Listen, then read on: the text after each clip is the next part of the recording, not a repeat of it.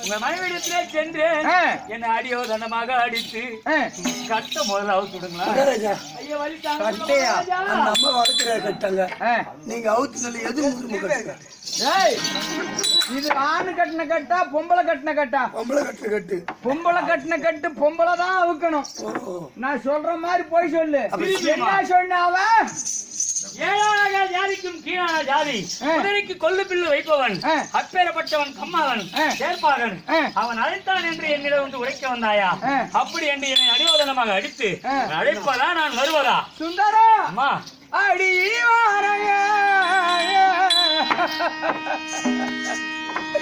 அடிவான குணத்தான் என்று இந்த ஏழையால் இடத்திலேயே அடி இந்த பழுதெல்லாம் கண்டராயன் என் பங்காளி நைவர் மீது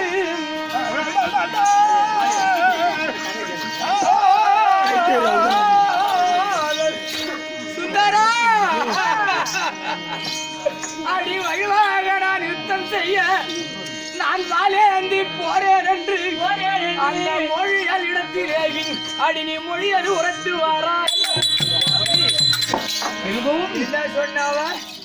ஏழான ஜாதிக்கு கீழான ஜாதி அவன் கூப்பிடுறது நான் வர்றதா?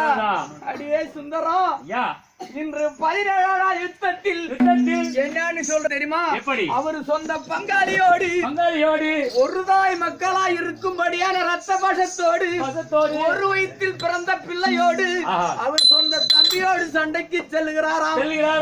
அதனால் திருமணத்தன்று கொடுத்த கைதாம்பலத்தை இன்று விடுதாம்பலமாக கேட்கிறாருன்னு சொன்னா குந்தி மக்கள் வந்து சத்திரியர்கள். ஆமாம். இவன் தேரோட்டி மகன். ஆமாம். இவங்களுக்கும் இவருக்கு என்ன சம்பந்தம்? ரத்த சம்பந்தம் சொல்றானே, உடன் பிறந்த தம்பின்னு சொல்றானே, அத கேட்கறதுக்கு உடனே இந்த கட்டை ஒத்து விடுவா. இங்க அடிக்க மாட்டாங்களா? அதெல்லாம் அடிக்க மாட்டா. போ சரி. அம்மா எங்கடி வந்த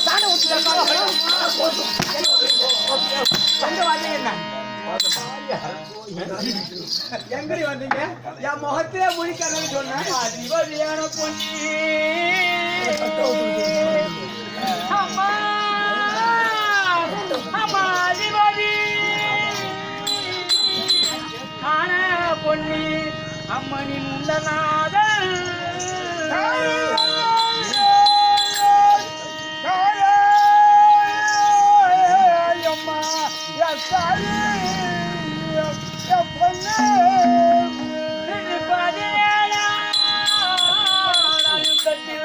அந்த பாட்டு வனத்தனையதிக்க அவர் விதி வந்து சேர்ந்ததென்று விடைபெற்று செல்வேன் என்றார்.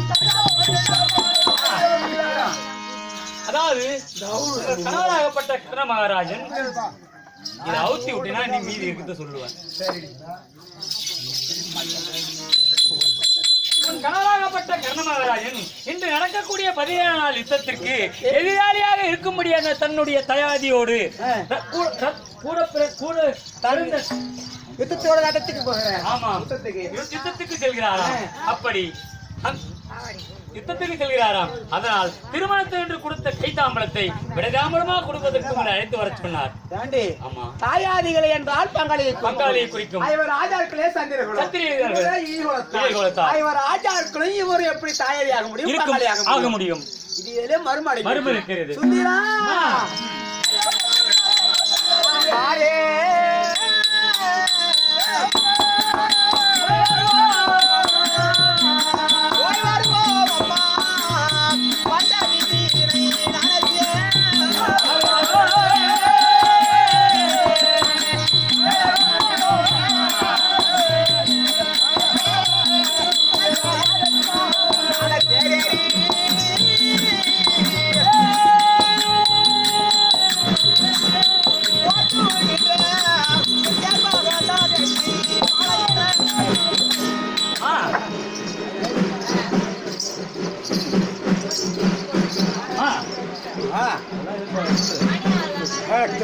இதே மரும் அடைகிறது. ஆனால் அப்படி இருந்தாலும் 12 ஆண்டு காலமாக அவர் முகத்தை நான் பார்த்தது கிடையாது. ஒரு குழந்தை என்பது எங்களுக்கு இருக்கிறது. ஒரு வித்தானம் சொல்றேன். எப்படி சம்மதமா இருந்தா நாங்க வரண்டியம்மா சொல்லுமா? தரித்தானால்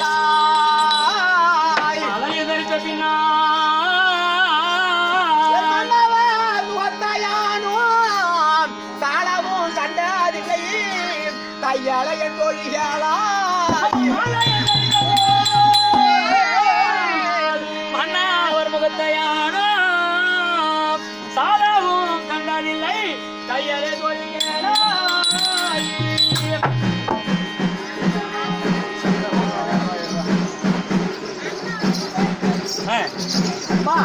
அவர் மொத்தம் நான் பார்த்து கிடையாது மொத்தம் அவர் பார்த்து கிடையாது ஏன்னா நாங்க ரெண்டு பார்த்துட்டா அவருக்கு ஒண்ணு ஆகலாம் இல்ல எனக்கு ஒண்ணு ஆகலாம் வாய்ப்பாடு என்பது அடிக்கும் ஆமா உங்களுக்கே ஒண்ணு ஆகலாம் இல்ல உங்கள் கனடாகப்பட்ட கர்ணம் மகராஜருக்கு ஒண்ணு ஆகலாம் இல்ல பிள்ளை விசேஷ ஒண்ணு ஆகலாம் அதனால அவர் மொத்தம் பார்க்க மாட்டேன்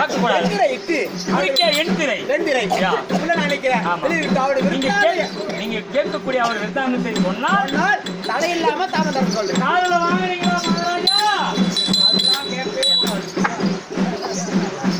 காதல வாங்குறீங்களா எங்க ராணியம்மா சொன்னது குறிக்க வெண்திரை இட்டு அவர் உங்கள் விருத்தாந்தத்தை கேட்கும் கேள்வியை நீங்கள் பதில் உரைத்தால் விடைத்தாம்பலம் 11 ஆண்டுகாலம் பிரிந்திருக்கிறோம். ஆமா. என் முகத்தை அவர் பார்த்தது கிடையாது. அவர் முகத்தை நான் பார்த்தது கிடையாது. ஆமா. நமக்கு ஒரு புள்ள இருக்கு. நேருக்கு பேச முடியாது. ஆமா. அதனால அவருடைய குலாச்சாரம் தெரியும் வரை வெண்திரை இட சொல்றாங்க. உங்க இஷ்ட பிரகாரம் வெண்திரை எடுக்கணும்.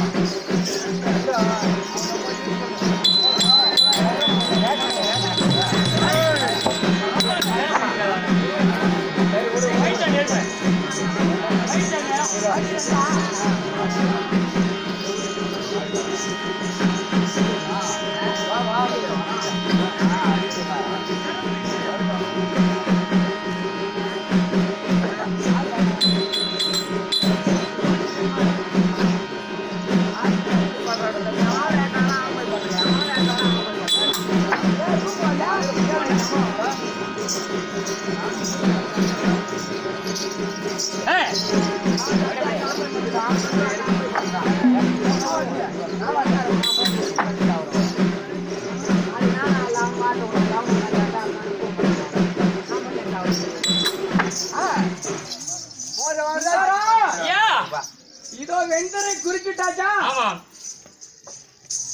பெண்ணே பொண்ணுருகி மரியாதை கேட்டுக்கொள்ளுங்க. பொண்ணுருகி நான் கேட்டு சொல்றேன். 11 வருஷமா இல்லாத பொண்ணுரு இன்னைக்குதான் ஆச்சுமா தெரியுமா? அடி பெண்ணே உனையாழைத்தாங்க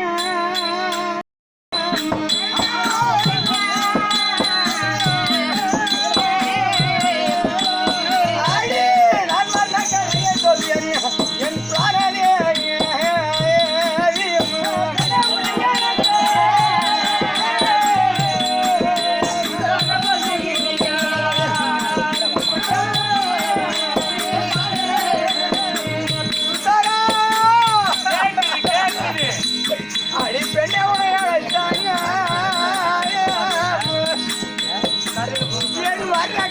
சொல்வேன் என் பொண்ணுமா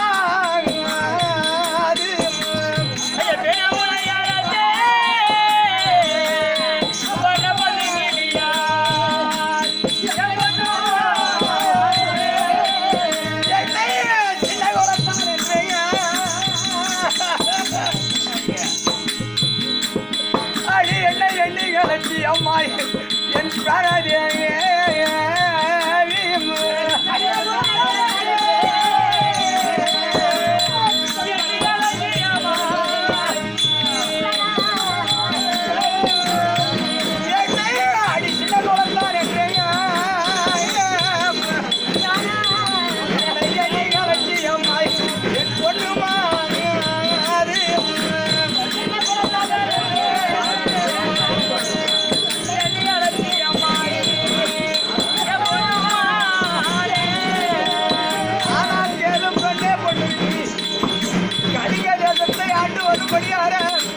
சுவாமி சக்கரவர்த்தியின் பொன்னாகத்தில் பிறந்து 4 வண்ணம் பொழுதொரு வண்ணம் வளர்ந்து 60 பருவம் என்று சொல்லும்படியான பருவம் மங்கையான உடனே உன் தந்தையாய் இருக்கும்படியான சுபாங்கி சக்கரவர்த்தி என்னுடைய அண்ணன் மகனுக்கு தான் உன்னை கொடுக்க வேண்டும்.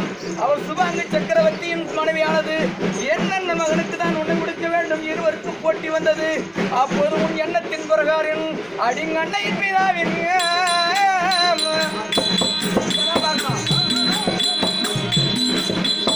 அடி நீ அன்பு வைத்திருந்தாயே என் பொண்ணுமா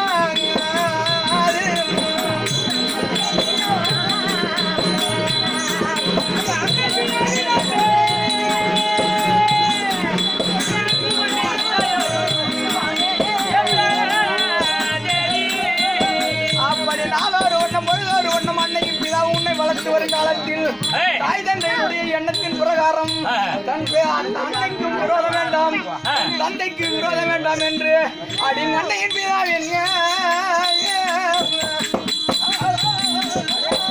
அடி நீங்க அன்பு வைத்திருந்தாயே என் பொண்ணுமா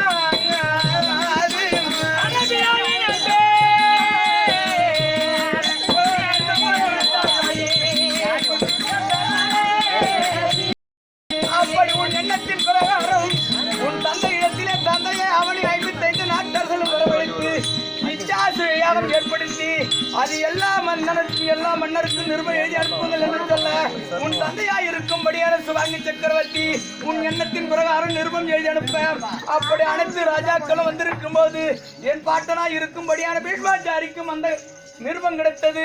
இங்கு யாரையும் நான் திருமணத்துக்கு அந்த சுயவரத்துக்கு இட்டுக் கொண்டு செல்லக்கூடாது என்று கர்ணா வருவாயடா என்று என்னை ரத ஓட்டுவாடா என்று என்னை அடி முன்னகையான வைத்தாங்க.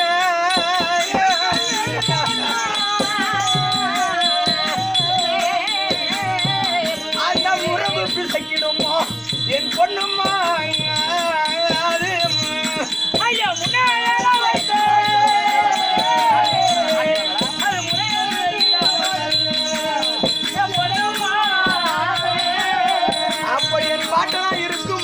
பீஷ்மாச்சாரியனுடைய எண்ணத்தின் பிரகாரம் நான் ரத ஓட்டி கொண்டு வந்திருந்தேன். அவனி 55 நாட்டு அரசர்களும் வந்தார்கள். என் பாட்டனாய் இருக்கும்படியான பீஷ்மாச்சாரி வந்தவுடனே உன் தந்தையாய் இருக்கும்படியான சுபாங்க சக்கரத்தை ஓடி வந்து இப்பேற்பட்ட மன்னன் வந்து விட்டானே ஓடி வந்து வந்தன வழிபாடு செய்து என் பாட்டனாய் இருக்கும்படியான பீஷ்மாச்சாரி அழைத்து உள்ளே அழைத்து கொண்டு சென்று அன்னவர்களும் இருக்கும் பொழுது அடியே இத்தனை 55 நாட்டு அரசர்களும் உன் கண்ணுக்கு தோற்றப்படவில்லையா? நான் ஏதோ தேர்தலின் மீது என் விதியை நினைத்துக் கொண்டு உட்கார்ந்து இருந்தேன். அடிப்பாய் அந்த முன்னகையான வைத்தாங்க.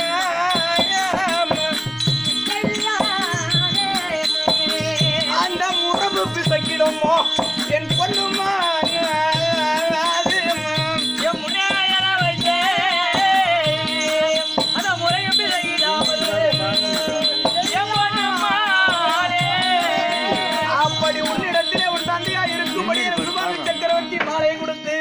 அம்மா உன் கண்ணுக்கு தோற்றப்படும்படியான மன்னர் யாரோ அந்த மன்னருக்கு நீ மாலை போடமா என்று உன்னிடத்தில் கொடுக்கங்க. அம்மா நானும் ஒரு தேர்தட்டி மீது அமர்ந்திருந்தேன். அந்த அவனி 55 நாட்டர்களும் கண்ணுக்கு தோற்றப்படாமல் என்ன பார்த்து மாலை போட்டியாடி அந்த முன்னகையான வைத்தாங்க.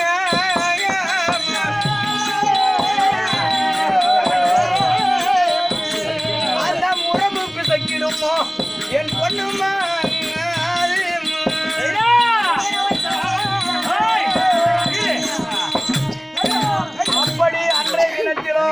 அது ஆகாத காலமோ ஏகாதேசி நவகிரகமோ எந்த நேரத்தில் எனக்கு மாலை போட்டாயோ அந்த நேரத்தில் இருந்து இன்று வரை 11 ஆண்டு காலமா என்ன பிரிஞ்சிருக்கிற. அதனால அந்த கரண உதயம் நான் அவருக்கு செல்ல வேண்டும் என் பொண்ணுமா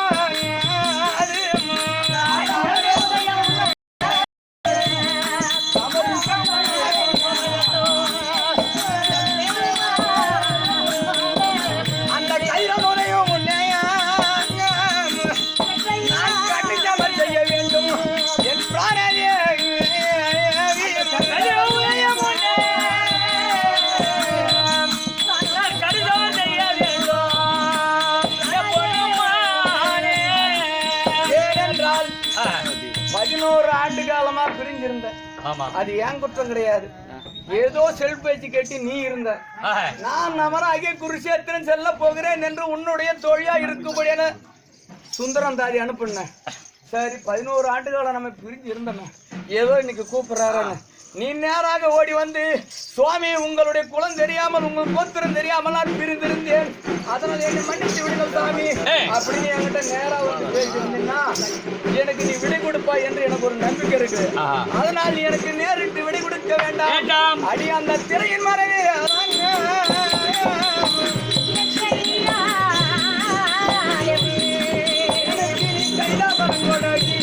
என் பொண்ணுமா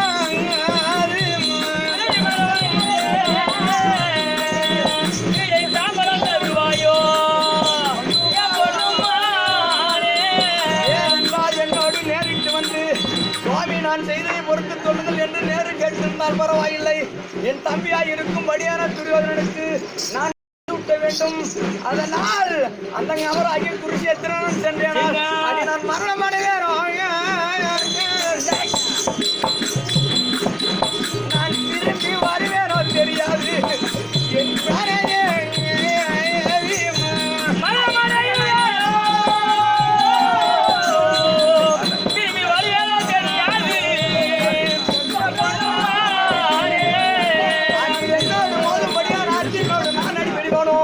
இல்ல அவன் கரெக்டா நான் நடி பெறுவானோ, அப்படி நான் மரணம் அடைவேறோம். நான் திரும்பி வருவேனோ தெரியாது. என் பொண்ணுமா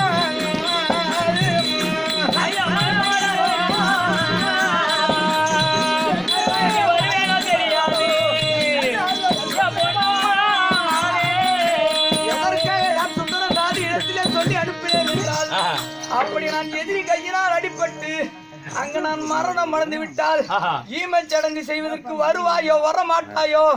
அடியே என் சிரமத்தில் விழுந்த பெண்ணு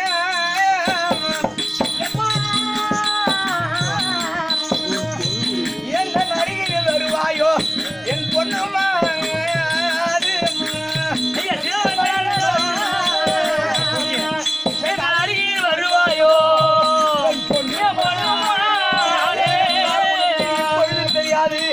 அதாவது கழுத்தில் தாலி இருந்தால் தான் நீ சுமங்கலி, அது இல்லை என்றால் நீ அமங்கலி. ஏனென்றால் நான் உயிரோடு இருக்கும் வரை உனக்கு தெரியாது. அதனால் எனக்கு உன் மீது நம்பிக்கை கிடையாது. நீ வருவாய் என்று நான் அப்படி சிறந்தாழ்ந்து விழுந்துட்டேன். கண்டிப்பா நீ வரமாட்ட. ஏன்னா இத்தனை ஆண்டு காலம் பிரிந்திருந்து நீ திரை போடுன்னு சொல்ற பொம்பளை. அதனால் அடி திரையின் மறையில எனக்கு நீ கைலாசம் கொடாடி என் பொண்ணுமா.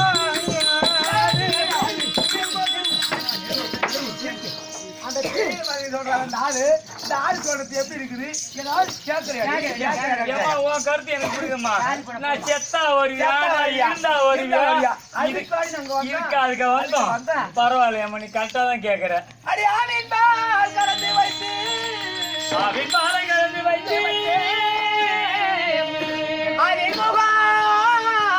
பார்த்தாய் நன்றாய் தேவிய முகத்தின் தெளிவான தெரியுமோதா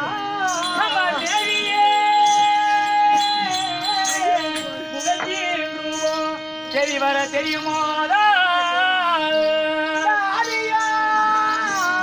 இரண்டு ஒன்றாய் இந்த வையாக முழங்கிட்டாலும் தீயை வந்த போதும் குளம் தெரியாமல் பேச ஆமா. ஆவு என்று சொல்லப்பட்டது என்ன? ஒரு பசு. பசுவினை பாலை கலந்து ஒரு பாத்திரத்தில் பட்டால் முகம் பார்த்தால் தெரியுமா? தெரியாது. அதே பாலை காட்சி வெளியிட்டு விடியற் காலை பட்டால் தயிராக இருக்கும். அதிலே முகம் பார்த்தால் தெரியாது. அதே பாலை மோசிருக்கும் பார்த்தால் செழிப்பினால் வெண்ணெய் ஒரு புறமாக இருக்கும், ஒரு புறமாக இருக்கும். அந்த வெண்ணெய் எடுத்து முகம் பார்த்தால் தெரியுமா? தெரியாது.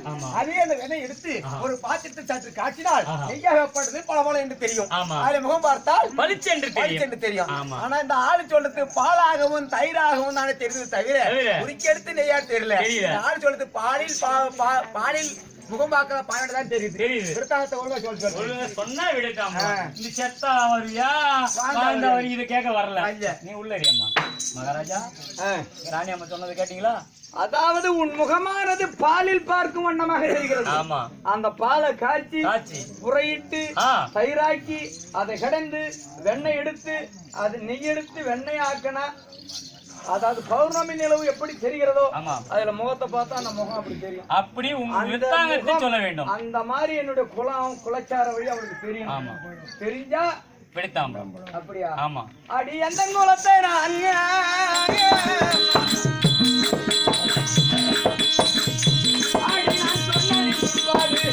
என் பொண்ணுமா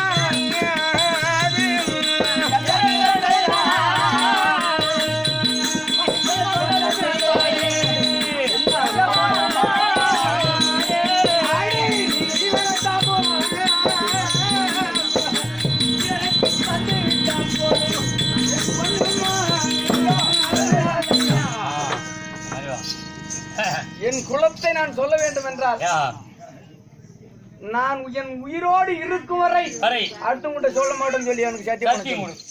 அது ரைட்டு தான். சத்தியண்டி சத்தியம்.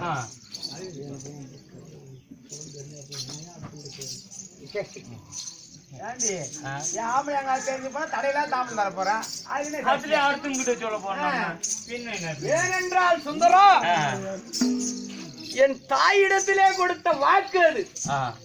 நான் உயிரோடு இருக்கும் வரை நான் குந்தியின் மகன் தான், இவர் ராஜாக்களுக்கு அண்ணன் தான் என்று தெரிஞ்சா இன்னோட பார முடியாது. என் தம்பிமாருக்கு தெரிஞ்சா அன்னைக்கு பாரம் நடக்குமா? நடக்காது. அதனால் என் உயிர் மண்ணில் சாய்ந்த பிறகு என்னுடைய குலாச்சாரவை வேற ஒருத்தங்கிட்ட சொல்லணும்னு சொல்லிட்டாங்க. அப்படி என்றால் என்னுடைய குலாச்சார வழியை தெளிவாக சொல்றேன். சொல்லுங்க. கேட்க சொல்ல அவள கேட்டுக்குமா ராணிமா? கேக்குதா? சுந்தரம்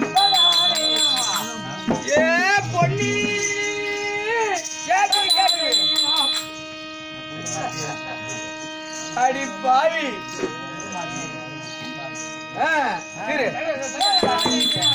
அடி குண்டுமா தேவிக்கு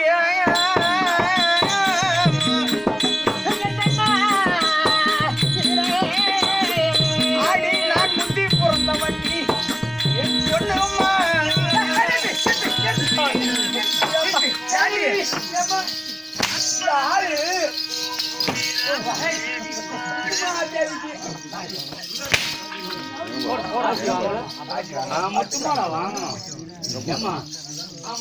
குந்துமாதேவிக்கு முந்தி பிறந்த ஆளு. குந்துமாதேவிக்கு முந்தி பிறந்தா குந்துமாதேவிக்கு அண்ணனா இவர் ராஜாக்களுக்கு தாய் மாமனா கேட்டு சொல்றேன். மகாராஜா குந்தமாதேவிக்கு முந்தினா அப்ப குந்தமாதேவிக்கு அண்ணனா இவர் ராஜாக்களுக்கு தாய் மாமனா. வர்ற தாய்மாரெல்லாம் ஆம்படியா ஒண்ணு சொன்னாலும் பொறுத்துக்கிட்டு மாமியார் ஒண்ணு சொன்னாலும் பொறுத்துட்டு குடும்பம் பண்றதான் பொம்பளை. சரி எதுல கணக்கெடுத்த பத்தியா? ஆமா குடும்பம் ஒழுங்கா பார்த்து ஒழுங்கா குடும்பம் பண்ணுவாளா? சரி தெளிவா கேட்க சொல்லு. அடி குந்தியின் வயத்தில்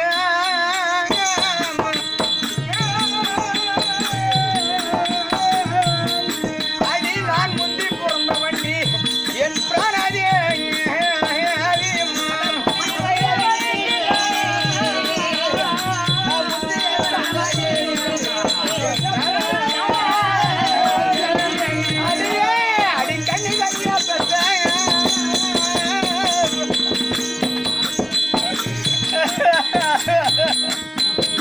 இந்த கண்ண மகாராஜன் என் பிராணாதே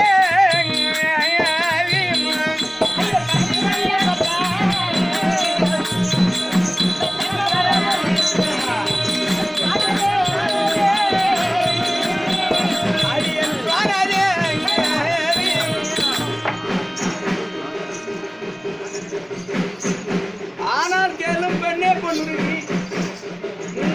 சாருண்ய வனத்தில் வாசம் செய்து வரும்படியான சூர்வாச மகா முனிவர் சபைக்கு வந்து என் பாட்டனா இருக்கும்படியான சூரசேன இடத்திலே அடே சூரசேனா நானும் ஒரு பெருத்த யாகம் செய்ய போகிறேன். அந்த பெருத்த யாகத்திற்கு நான் யாகம் செய்வதற்கு ஒரு மடமும் என்னுடைய யாகத்துக்கு ஜலமும் பூவும் கொண்டு வந்து கொடுப்பதிலோ வேலை செய்வது வேண்டுமா அப்படி என்று கேட்க என் பாட்டனா இருக்கும்படியான சூரசேனன் என்னடா இது யாகசாலை கேட்டால் யாகசாலை கட்டி கொடுக்கலாம், ஆனால் பணிவிடைக்கு ஒரு பெண் கேட்கிறாரே 3 நாளாக அன்னம் ஆகாரம் உண்ணாமல் என் பாட்டனாய் இருக்கும்படியான சூரசேனர் திரிந்து கொண்டிருந்தார். ஏனென்றால் சூர்வாசர் என்று எப்படி பேர் தெரியுமா? அவருக்கு கோபம் வந்தா மயிர்கண்ணுக்கு கொப்பளம் கட்டணும். அந்த கொப்பளமானது வெடித்து அந்த துணை